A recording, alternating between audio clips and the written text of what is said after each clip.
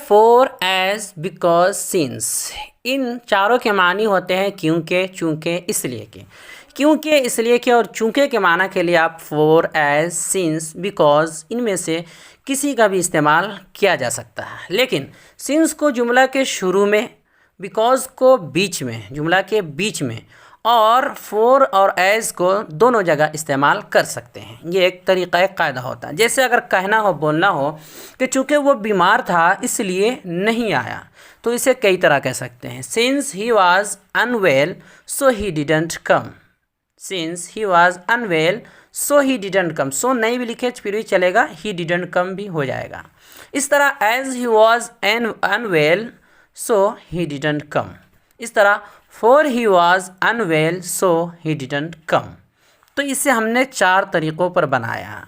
अब इसमें बिकॉज का इस्तेमाल नहीं होगा इसलिए कि ये शुरू में नहीं लगता है।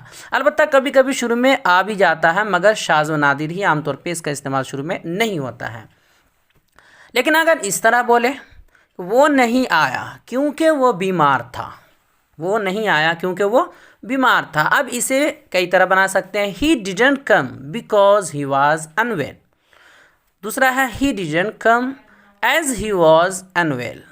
इस तरह तीसरा होगा he didn't come for he was unwell.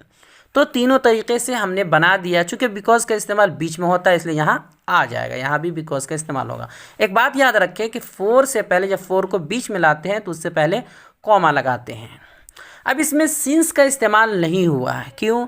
इसलिए कि सिंस का इस्तेमाल बीच में नहीं बल्कि शुरू में होता है।